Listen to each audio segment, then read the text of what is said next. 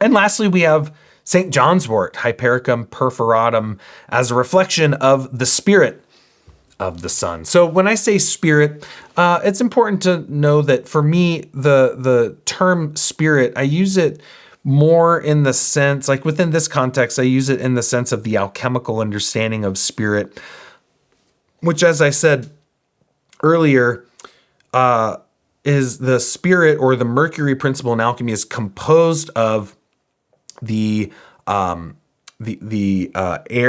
and the water element. And in an elemental composition of the body, the air reflects the mental state, the psychology, and the water represents the state of feeling, the state of emotion.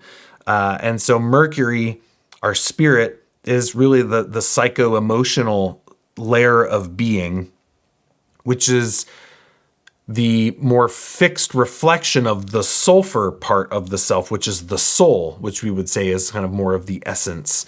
And so, or the consciousness. So St. John's wort, very psychological remedy, right? I mean, this is a remedy used to treat psychological problems for a very long time. Paracelsus talked about it in the early 1500s.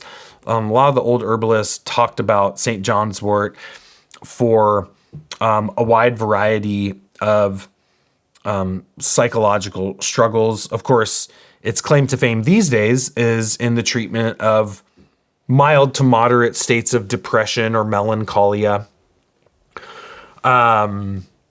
which everybody thinks of St. John's wort as an herbal antidepressant. I really don't like that word, antidepressant, in relationship to a plant, because it just gives this impression of, oh, I'm depressed. If I take this herbal antidepressant, my depression is just magically going to go away. And for anyone that's been depressed and used St. John's wort, it's sometimes like not quite that easy. Of course, I think St. John's wort should be used in the context of a greater protocol and lifestyle and dietary and other herbs and formulas and things like that.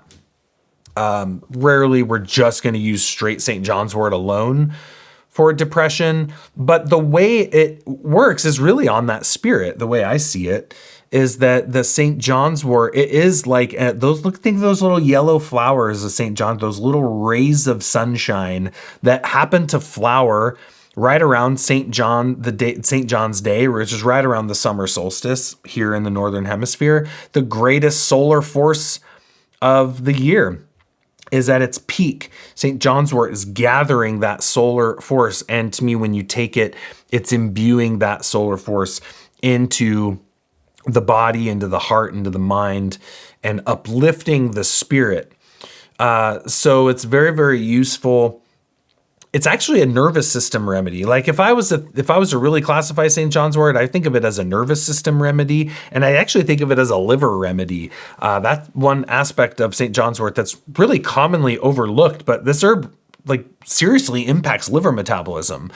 That's why it is contraindicated with a number of pharmaceuticals, because St. John's wort is acting on a certain drug detoxification pathway in the liver, or not just drug detoxification, but just detox pathway in the liver, called the cytochrome P450 system, which determines how quickly or slowly a drug, in this instance talking about interactions, is metabolized. So it can render a drug more effective or less effective depending on how that drug is metabolized. So that's why you have to be pretty careful with St. John's wort with certain medications.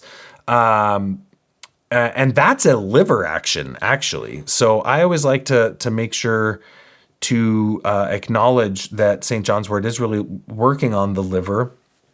Now, one differential that I really like that I learned from David Winston was some differentials of depression, whereby he classifies more of a hepatic depression, like a liver type depression, where it's almost like a higher energy state depression. It's not like a true depression where you're just like, oh, like can't get out of bed and I don't want to do anything. And you're just like heavy and sad and weighted down and depressed, right?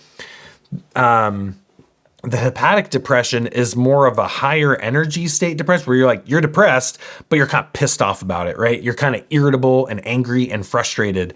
He notes that St. John's wort is very good for a hepatic-based depression, also very useful for a GI-based depression, where there is depressive symptoms coupled with digestive symptoms. And it is worth noting that melancholia, depression, can be a primary sign of a food intolerance. I've seen people whose depression really lifts off from, for example, eliminating gluten. Gluten, I think, is a main one to look at there. Sugar can also be a major depressive, I'm not going to say cause, but I would say contributing factor. I've heard cases of people that were severely depressed. They cut out all sugar, their depression went away. They got back on sugar, the depression came back. They cut the sugar out, the depression went away. So it was like very correlative, where the sugar was clearly a major contributing factor. So I love St. John's wort as a solar force to uplift the spirit, to attend to the heart, in a way, to me, St. John's wort, it's like it protects your mind. It protects your mind from that part of yourself that wants to drag you down, from that the inner pessimist, the inner void. Anyone that's ever struggled with depression knows that there can be a part of the self that kind of wants to be there in a way, that kind of revels in it, that there's a voice inside that wants to drag you down. And I think St. John's wort is almost like a protective mechanism from the darkness that can infiltrate the mind. And this is where you see, if you read some old herbals, you'll see St. John's wort is an herb used to, protection from witchcraft, would be a major use of that herb. Protection from malevolent spirits or hexes or curses, or people that are projecting jealousy or envy, or giving you the evil eye or things like that, protect you from things like that, which I think is interesting in relationship to its more, we could say those would be kind of esoteric virtues of the herb, but that esoteric virtue really kind of translates into its physiological virtue too, in regards to the way it affects the gut, the way it affects the liver, the way it uplifts the senses and the mind and the heart and the consciousness, and the way it works through the nervous system. This is one of our key herbs for nerve pain. Any manner of nerve pain, St. John's wort, very specific. This is one of our main remedies for puncture wounds. This is why its species is perforatum, or a perforation. So puncture wounds, St. John's wort, very specific for those puncture wounds.